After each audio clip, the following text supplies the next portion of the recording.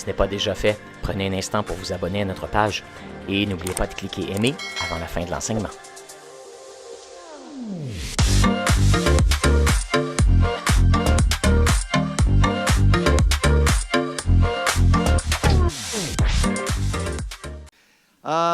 Nous avons une petite vidéo de quelques minutes.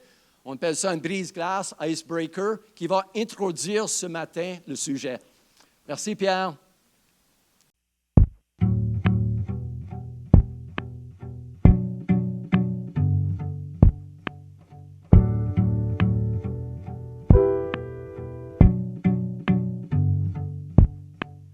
When I look into the face of my enemy, I see my brother, I see my brother.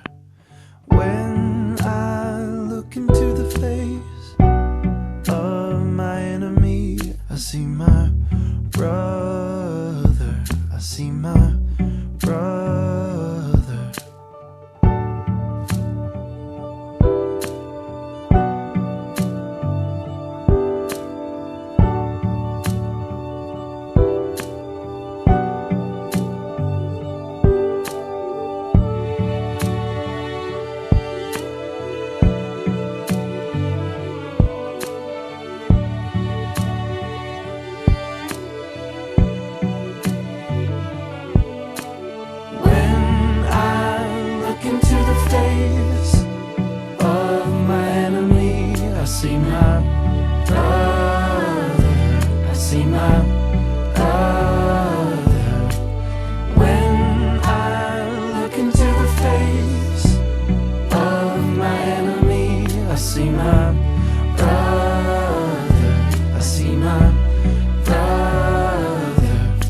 Forgiveness is the garment of our courage,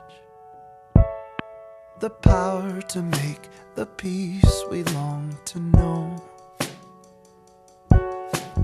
Open up our eyes to see the wounds that bind all of humankind. May our shudder hearts greet the dawn of light with charity and love. When I look into the face of my enemy, I see my brother.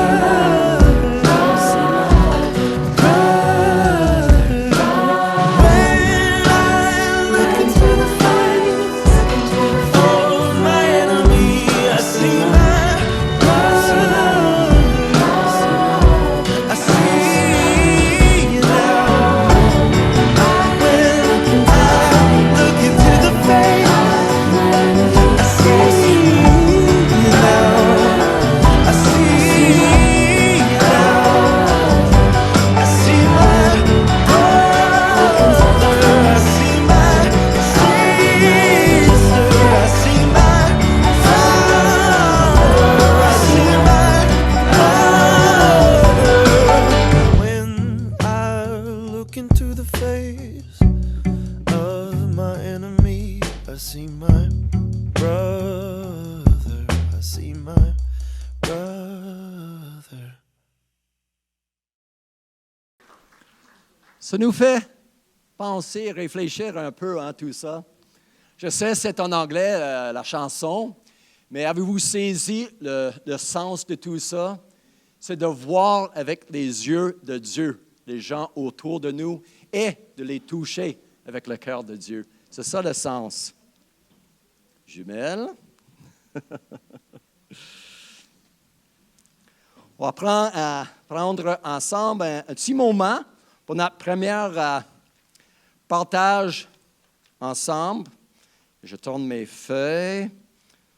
Mais avant tout ça, je vais juste donner rapidement un review. Comment on dit ça? Un résumé. Merci. Résumé. Il y a 2 semaines, nous avons regardé le sujet de l'authenticité. qui veut dire tout simplement être vrai, être qui tu es en secret devant le monde. Être quelqu'un qui ne porte pas des masques, quelqu'un qui n'a pas des choses cachées pour manipuler, pour bien apparaître, mais être un peu comme moi qui suis ce matin. Je me présente comme un clown, mais c'est juste une partie infime de qui je suis, mais c'est ça l'idée, c'est d'être authentique, être vrai. Mieux rien dire que de dire des choses fausses pour nous présenter, vous comprenez? L'autre, la semaine passée, c'était l'ouverture proactive.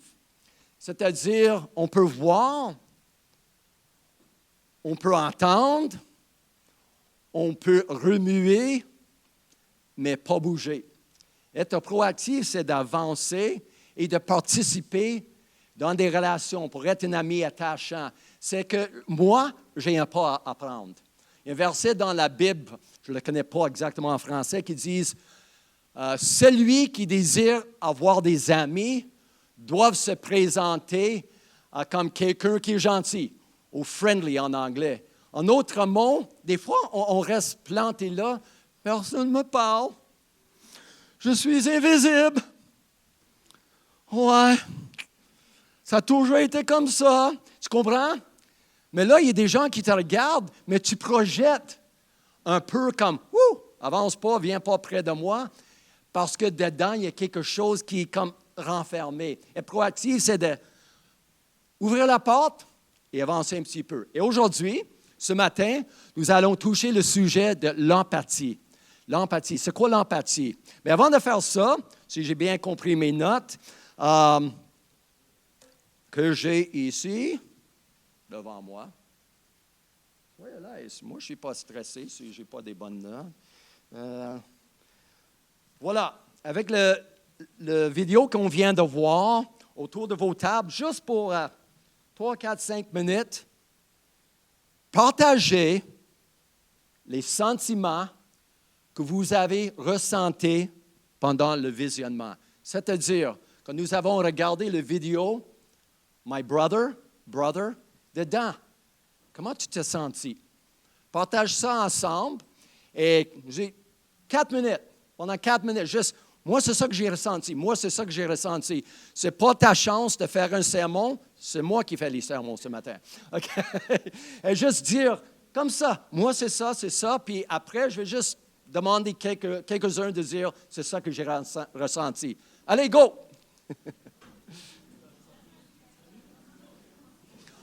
Oh, une autre affaire, excuse-moi, une petite autre instruction. Si vous êtes tout seul ou juste 1 ou 2 personnes à votre table, allez rejoindre une autre table. Ou si vous êtes une table qui déborde, envoie les ambassadeurs à d'autres tables qui ont presque personne pour qu'il y ait des bonnes discussions, OK? Tu n'es pas obligé de rester à la table où tu es. 1, 2, 3, 4, go!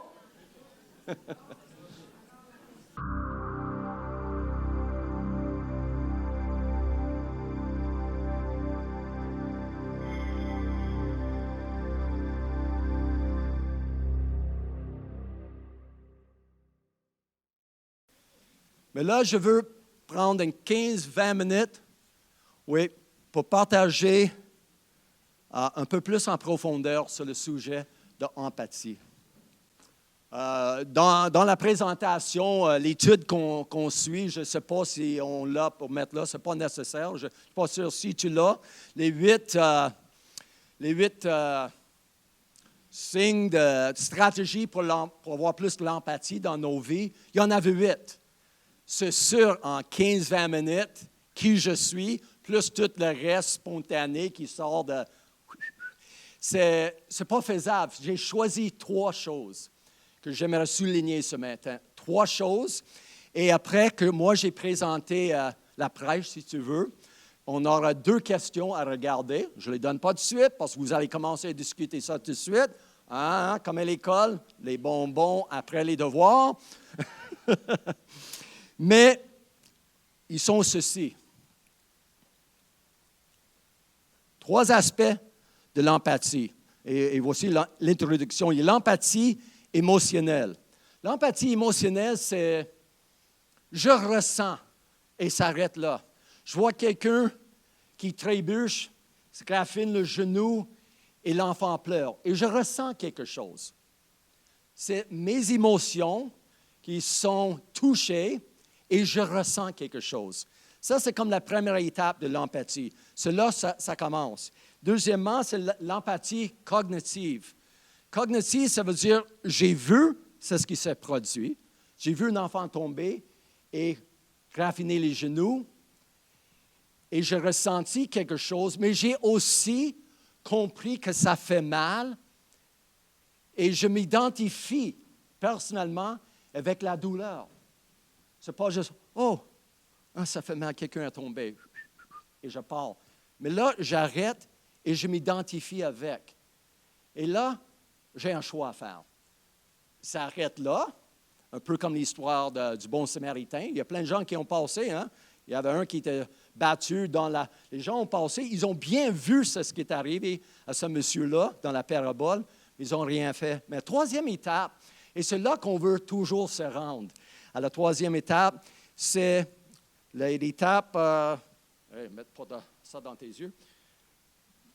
L'aspect motivationnel.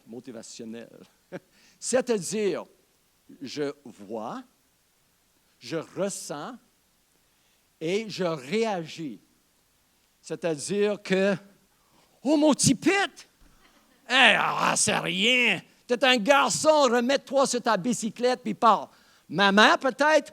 Non! Appelle une ambulance! Ben voyons donc, mon garçon est capable, check-moi les cicatrices.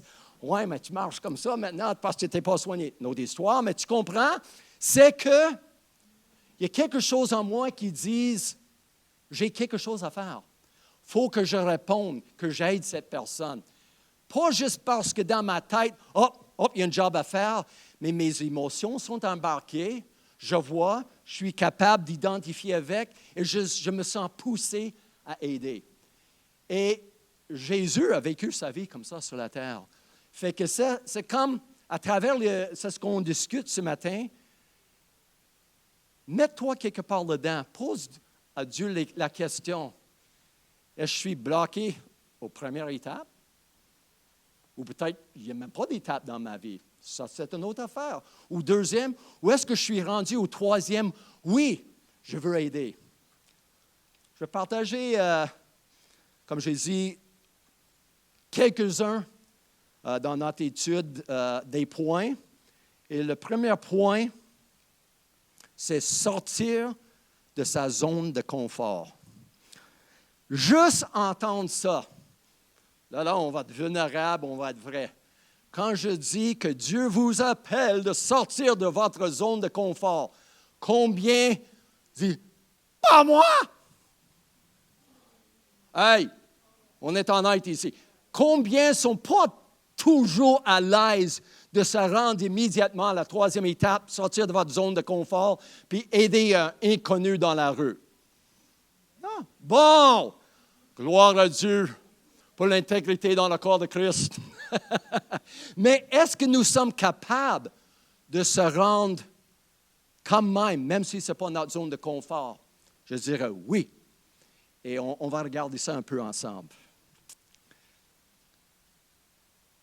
Notre croissance personnelle et spirituelle, et dans tous les sens relationnels, nous demande de prendre un risque. Sans risquer le rejet, peut-être mal compris, ça n'a pas tourné comme je m'attendais. Tout ça nous demande de prendre un risque. Rien risqué, on dit en anglais, rien gagné. Imaginez le risque que Jésus a pris. Il a payé pour avec sa vie. Il voulait juste faire du bien, mais il voyait plus loin. Pour la joie, la Bible dit, qui était devant lui, il a donné sa vie parce qu'il voyait plus loin que les médias.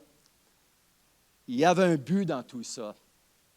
Et lui qui vit en nous, c'est le même esprit, celui de Christ. Et Dieu a une réponse à tout ça. Tu dis, mais tu ne comprends pas. Moi, là, gêné, c'est quand ça va bien. Mais quand ça va mal, ou de jour en jour, je suis tellement plus que gêné. À la fin, je vais partager une histoire vraie. Mon témoignage de comment j'ai passé de quelqu'un handicapé par la gêne. Quand je dis handicapé, tu fais, ça ne se peut pas, c'est pas toi. Exact. Parce que quelqu'un m'a transformé. Et ce n'était pas moi-même. 2 Timothée 1, 7 nous dit ceci. C'est un verset dans la Bible que j'aime tellement, tellement. Avec ce verset-là, personne en excuse devant Dieu pour dire, non. Écoute ça, c'est tellement beau. Car ce n'est pas un esprit de timidité que Dieu nous a donné. Que Dieu nous a donné. Mais un esprit, quel esprit? L'Esprit Saint. De force, d'amour et de sagesse. Juste ça, si on entrait chez nous, tout de suite, juste avec ça, et je croyais vraiment que si c'était pour moi, ça changerait ma vie. Si l'Esprit de Dieu habite en toi, et si tu as donné ta vie à Dieu, c'est-à-dire, j'y crois, je lui donne ma vie, j'ai fait un pas de foi, son Esprit habite en toi. Et l'Esprit de Dieu n'est pas timide. Premièrement, c'est amour, courage, sagesse. C'est beau, hein? Il y a l'espoir. Je suis en train de dire que, oh Dan, je me sens condamné. Tu sais, je vois les gens qui sont des évangélistes naturels, puis oui, il y a des dons, il y a des tendances, il y a des appels, mais chaque croyant a le même Esprit Saint. Même Esprit Saint. Et ce n'est pas un esprit de timidité. C'est un esprit, c'est l'amour. L'amour nous pousse. L'apôtre Paul disait, l'amour de Christ m'empresse. Parce que je ne suis pas capable de faire autrement. Je me sens poussé, attiré vers les gens pour les aider. Alors, sortir de sa zone de confort. Prochain point. Examiner ses bias. Bias, ça veut dire préjugé, un autre mot. Est-ce que... Biais. Voilà, merci. Et c'est ça le vidéo Brother qu'on a regardé. Est-ce qu'il y a un certain type de gens, race de gens, genre de gens, quoi que ce soit, où moi, déjà d'avance, non seulement je ne suis pas à l'aise, mais non, cela, ça ne m'attend pas. Ou méritent ce qu'ils ont parce que... Come on! Est-ce que j'ai en moi des choses comme blocage qui m'empêchent, qui n'ont rien à faire avec mon appel, qui n'ont rien à faire avec la personne devant moi, mais c'est plutôt moi? C'est une bonne question, hein? Et la réponse, c'est, pour nous tous, oui.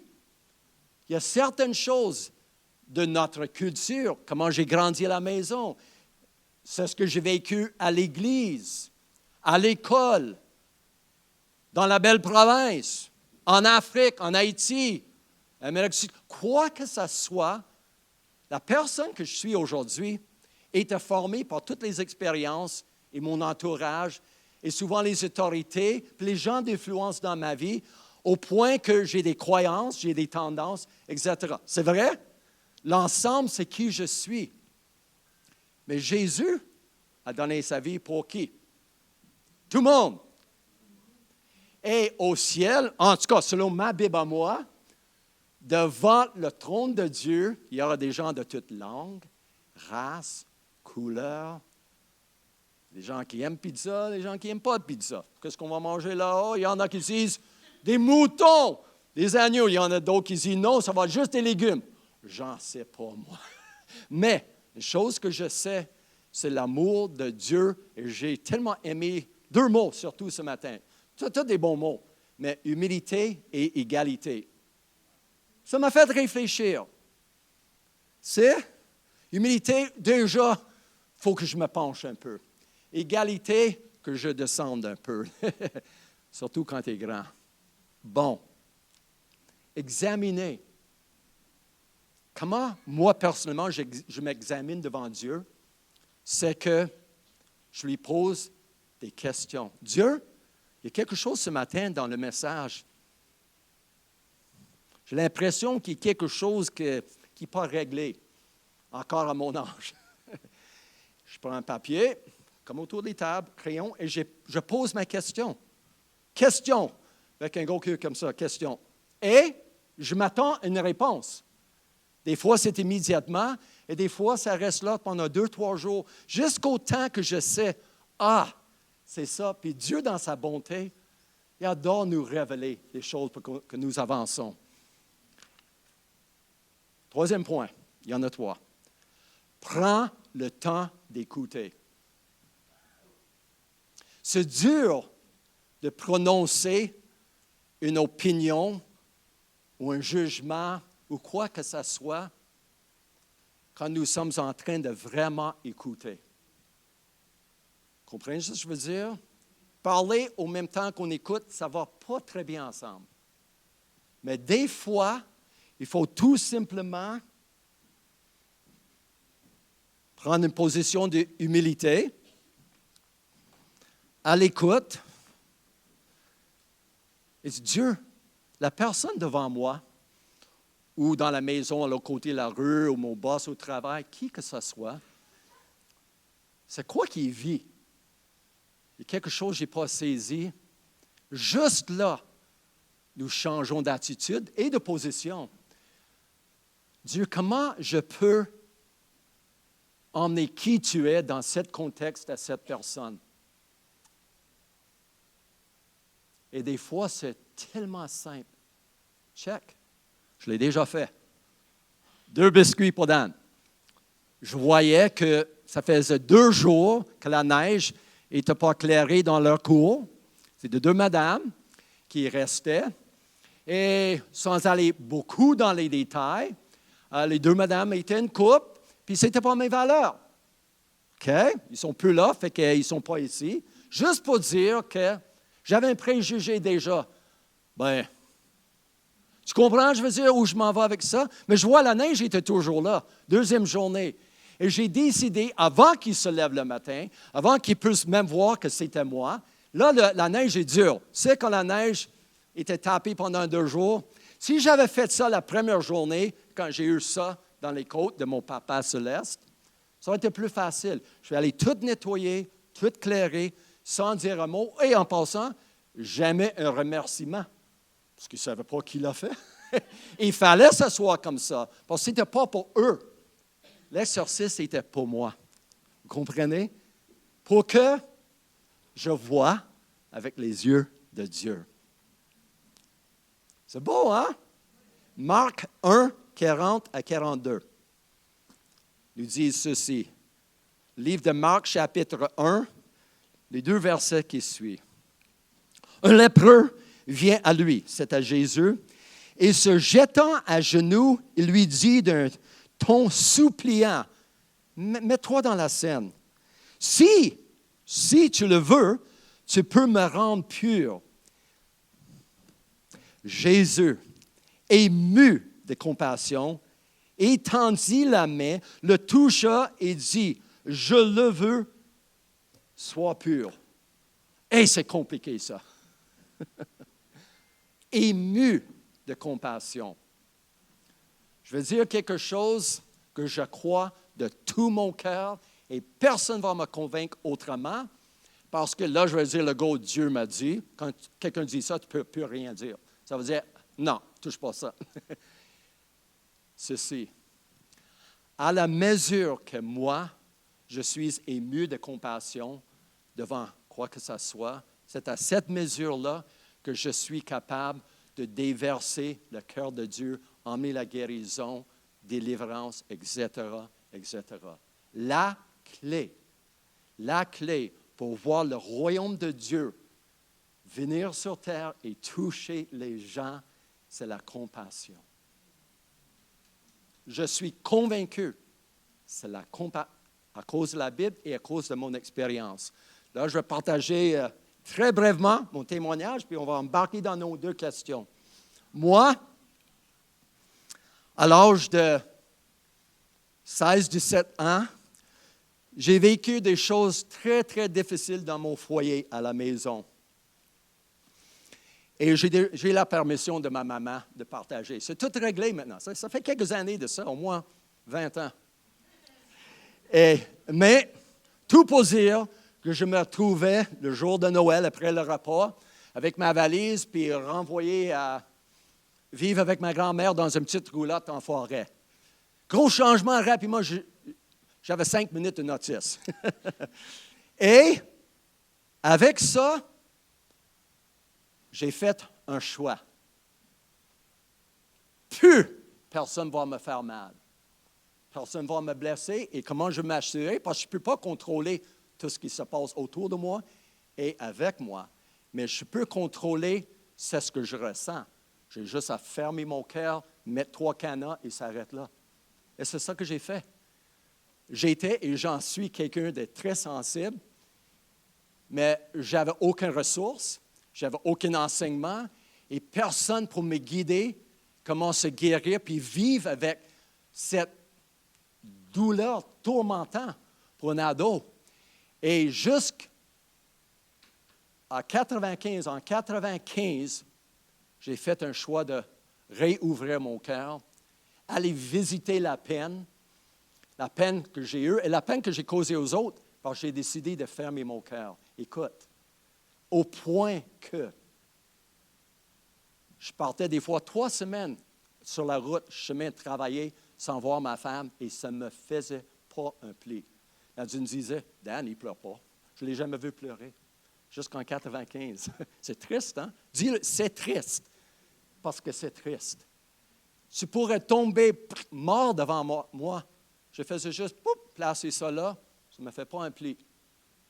Jusqu'au jour que j'ai choisi de se faire guérir. Et depuis ce temps-là, je suis un bébé qui pleure souvent. Je dirais plutôt que je suis un homme qui a grandi. Parce que pleurer fait partie de nos émotions. Et c'est nécessaire. Ça fait partie. Et c'est là que j'ai découvert la compassion de Dieu, etc. Ça prend de 2 heures pour tout partager. Tout pour dire, j'ai fait un choix. Je ne sais pas où vous êtes ce matin. Peut-être l'Esprit Saint peut me chuchoter tel, mais ce n'est pas le but. Mais Dieu, il sait. Et toi, tu sais. Une chose certaine, je suis convaincu, tu ne veux pas rester, si c'est le cas, où tu ne ressens rien. Parce que quand tu ne ressens pas la douleur, c'est bien dur de ressentir la joie et toutes les autres émotions. Parce qu'ils vont ensemble. Et j'ai promis de dire comment j'étais gêné. J'étais assez gêné, handicapé, moi qui aime manger, que si on avait la visite à la maison, je me cachais dans ma chambre. Parce que je n'étais pas capable de manger à la table avec des gens.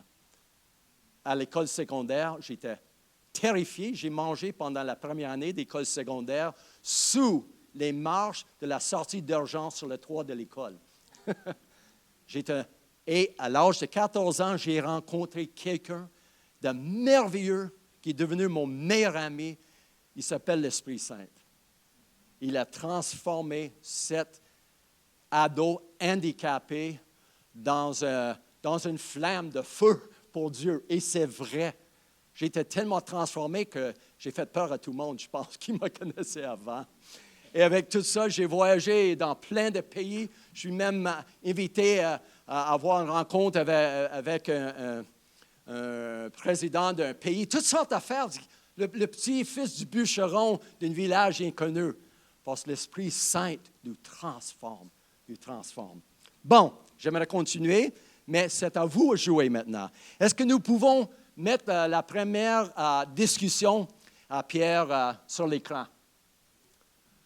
Racontez brièvement une situation où quelqu'un a pris le temps de vous écouter avec son cœur autant qu'avec ses oreilles.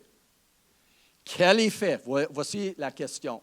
Quel effet l'écoute de la personne a-t-elle eu sur votre état d'âme et la situation que vous viviez. Nous avons 10 minutes autour de la table. Et moi, je vais faire le tour de 2-3 tables après pour juste dire, bon, qu'est-ce qui est sorti? Alors, est-ce que c'est clair, la question? Si ce n'est pas clair, levez la main. Bon, 1, 2, 3, go!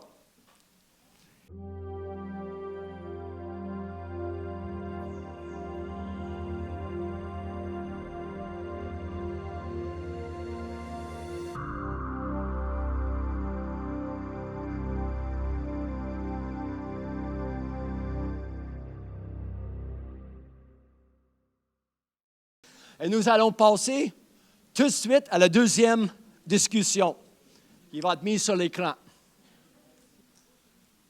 Prenez 2 minutes pour prier et demander au Esprit Saint de vous montrer une chose, pas toute ta vie, là, une chose qui vous empêche de démontrer de l'empathie envers les gens. Écoute, c'est Nadine. Moi, je l'ai écrit en anglais. J'ai dit, Nadine, traduis ça, bien écrit pour moi. Je suis capable de traduire, mais il va manquer des accents un peu partout. Elle dit, Dan, puis elle avait un bon point. Dan, il y a des gens, et tout comme elle, Nadine, je déborde d'empathie. Ça a toujours été là. Je dis, oui, c'est un don. Chacun a un don. Chacun a une tendance, une force. Mais je lui ai posé cette question. Penses-tu que tu peux grandir dans l'empathie pour en avoir plus? Ben voilà, la réponse c'est oui. Fait que, si c'est toi puis tu débordes déjà, mais Dieu, qu'est-ce que je peux faire pour grandir? Ensuite, partagez avec les personnes de votre groupe comment vous pouvez avoir une percée dans votre vie. En autres mots, je prie, puis Dieu dit, Dan, tu sais, la patente, là, avec le professeur à l'école, là. Oh, ça ne me fait pas un pli maintenant. Ah oui! Fait que je partage. Ah, tout d'un coup, c'est venu mon cœur. Il y a quelque chose où ça fait longtemps que Dieu me parle. Est-ce que vous pouvez prier avec moi? Parce qu'à la toute fin, c'est ça que nous allons faire. À place de partager avec tout le monde, à haute voix, vous allez partager entre vous autres à la table. Et dans 8 minutes à peu près, je vais me montrer ici. Et nous allons faire une prière ensemble. Et là, vous allez voir comment ça va dérouler pour terminer notre réunion. Est-ce que tout est clair? Allez, go!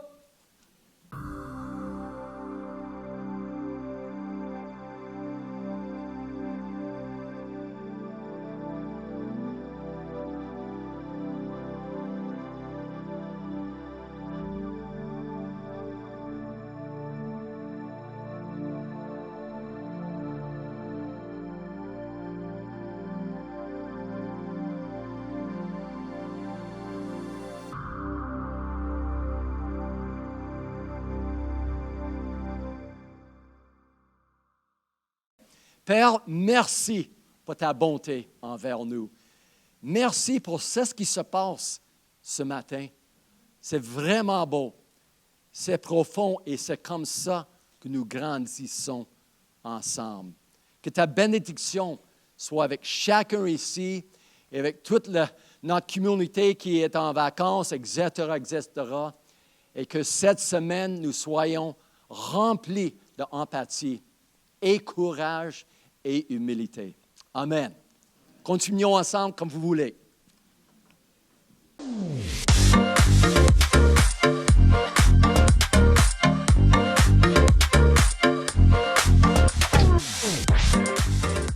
Si ce n'est pas déjà fait, prenez un instant pour vous abonner à notre page et n'oubliez pas de cliquer aimer avant la fin de l'enseignement.